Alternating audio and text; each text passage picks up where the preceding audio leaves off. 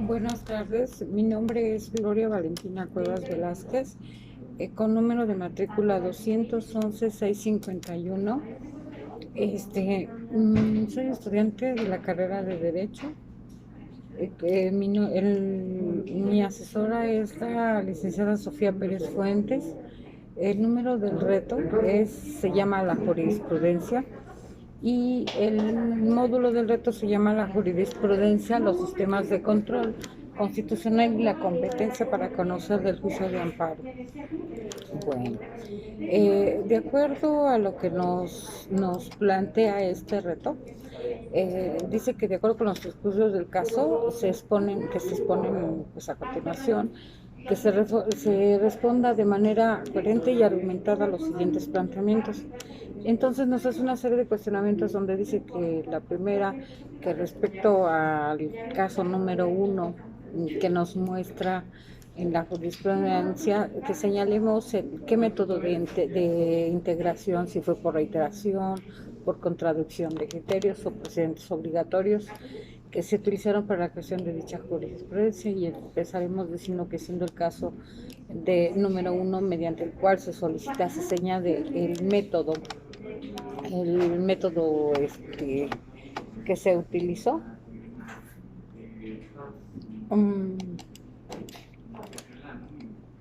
Siendo el caso, se solicita sobre el método de integración. Este método fue por reiteración. Perdone, es que estoy ahí con un montón de papeles. Este fue por reiteración y que será establecido por la Suprema Corte de Justicia, que funcionando en pleno, o por salas o por los tribunales colegiados de circuito, al sustentarse un mismo criterio en 5 sentencias no interrumpidas por otra en contrario, resueltas en distintas sesiones, siempre que exista la siguiente mayoría de votos. Esto es en apego al artículo 16, 220, el artículo 16, 222, 223 y 224 de la Ley de Amparo. Ahora, la jurisprudencia por reiteración se establece por los tribunales colegiados de circuito cuando se sustenten por unanimidad un mismo criterio en 5 sentencias no interrumpidas por otra en contrario. Las cuestiones de hecho o de derecho que no sean necesarias para justificar la decisión no serán obligatorias. Ahora, la jurisprudencia por reiteración se establece por la Suprema Corte de Justicia de la Nación, funcionando en pleno o en salas o por los tribunales colegiados de circuito. El fundamento constitucional de la jurisprudencia y de la competencia del Poder Judicial de la Federación se encuentra en el artículo 94, párrafo 7 y 107, fracción 13 del artículo 94, párrafo 7 de la Constitución Federal. Respecto al caso número 2, nos pide que identifiquemos cuáles son los razonamientos para que la jurisprudencia primera, diagonal J, 93, diagonal 2013, de décima, fuera sustituida por la jurisprudencia primera, diagonal J, punto 78, diagonal 2018, décima primera, emitida por la primera sala de la Suprema Corte de Justicia de la Nación. Entonces, aquí terminar por decir que toda jurisprudencia implantada por reiteración o contradicción que hubiese sido establecida por la Suprema Corte de Justicia de la Nación en pleno o en salas y por los tribunales, el Tribunal Pleno del Circuito, podrá ser sustituida cuando medie petición de algún magistrado o ministro según corresponda y se motive en la resolución de un caso en concreto, siempre que se solicite por cualquiera, en apego al artículo 230 de la Ley de Amparo. El Tribunal de Colegiado de Circuito y al Tribunal Pleno de Circuito al que pertenezca, para que se sustituya la jurisprudencia que por contradicción haya establecido la sustitución, requerirá de las 2/3 partes de los magistrados integrantes del Tribunal Pleno de Circuito. El Tribunal Pleno de Circuito al Pleno o sala correspondiente de la Suprema Corte de Justicia de la Nación, de manera que sustituye el criterio establecido, para lo cual deberá ser aprobada por la mayoría de sus miembros. Sala de la Suprema Corte de Justicia de la Nación, al Pleno de la misma Corte, para que se lleve a cabo la sustitución deberá existir aprobación por una mayoría. Ahora, con respecto a los casos 1, 2 y 3, nos pide que indiquemos qué época del Semanario Judicial de la Federación fueron publicadas las jurisprudencias. Entonces, pues en los casos 1, en la 9ª época, en el caso 2, en la 10ª época, y en el caso 3, la 9ª época.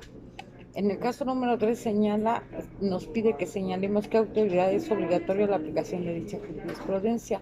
En el último párrafo del artículo 14 constitucional, tal y como se reconoce en el artículo 94, párrafo sexto de la Constitución Federal, así como en los numerales 193 y 197 de la Ley de Amparo, en los que se contempla a la interpretación de las normas como materia de la jurisprudencia. Entonces, la jurisprudencia no es una norma general, ya que solo se aplica en casos particulares mediante la vía del proceso. Solo es obligatoria respecto de los órganos jurisdiccionales que debe aplicarla.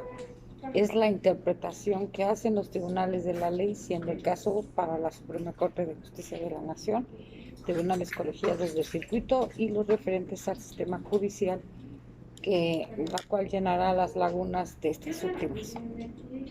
En numeral número 5 nos solicita que en el caso número 1 identifiquemos si se cumple con el requisito establecido en el artículo 223 de la Ley de Amparo respecto a los votos que deben emitirse para su aprobación. Aquí es importante, sería conveniente mencionar que el artículo aludido no es aplicable, ya la letra dice, el artículo 223, que en los amparos de materia agraria los informes sustituidos deberán expresar, se deberán expresar, y no estamos hablando de materia agraria, estamos hablando de la jurisprudencia.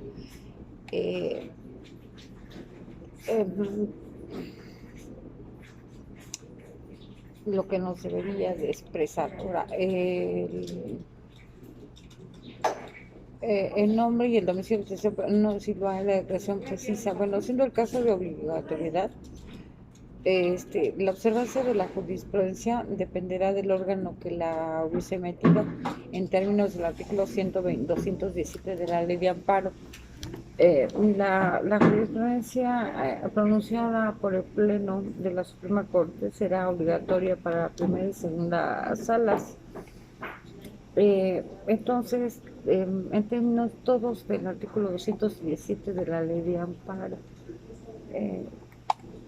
los criterios pronunciados por los tribunales plenos de circuito serán obligatorios, y todos los órganos jurisdiccionales mencionados anteriormente, siempre que pertenezcan al mismo circuito de aquel que los emita, con excepción de la Suprema Corte de Justicia de la Nación. Por lo que toca a los tribunales colegiados de circuito, esta jurisprudencia es proveniente de estos y será observada por todos los tribunales referidos precedentemente cuando sean integrantes del mismo circuito, excluyendo la Suprema Corte de Justicia de la Nación y de los tribunales colegiados de circuito. Y como conclusión, pues ya nada más me quedaría decir que existen diferencias entre las características de la jurisprudencia con relación a la tesis, de las que se puede resumir de la siguiente forma: que las características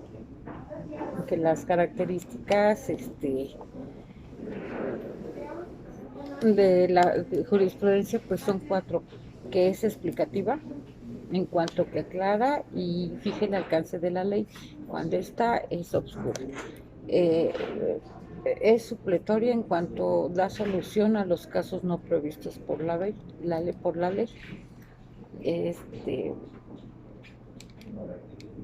Dame tantito. Es diferencial porque adapta la ley a un caso concreto, evitando que su aplicación diferenciada consagre injusticias. perdón, es renovadora porque la ley envejece rápidamente, pero a merced de la acción de la jurisprudencia se prolonga su vigencia en el tiempo, haciéndose más flexibles y duraderos sus preceptos. Ahora, la jurisprudencia emitida por la Corte es de aplicación obligatoria a partir del día en que estas tesis respectivas sean publicadas en el Semanario Judicial de la Federación. Eh, y bueno, pues aquí nada más me restaría decir que toda la jurisprudencia es un conjunto de principios, razonamientos y criterios que los juzgadores establecen en sus resoluciones al interpretar las normas jurídicas, es decir, al desentrañar o esclarecer el sentido y alcance de estas o al definir los casos no previstos en ellas. Es la interpretación de la ley firme, reiterada y de observancia obligatoria que emana de las ejecutorias pronunciadas por la Suprema Corte de Justicia de la Nación, funcionando en pleno o por salas y por los tribunales colegiados de circuito. Las funciones de estas son explicativa debido a que aclara y fija el alcance de la ley cuando éste es obscuro, es decir, cuando la ley no es clara al respecto. Supletoria, que da solución a los casos que no están previstos en la ley diferencial adaptada a la ley en caso concreto. Y se crea a través de una sentencia o sentencias que se dictan los tribunales de justicia, de la Suprema Corte de Justicia de la Nación. Se trata de sentencias sobre casos reales que son sometidos ante dichos órganos y que al resolverse los casos pueden formar esta jurisprudencia. Pues esto sería todo por mi parte. Muchísimas gracias y hasta luego.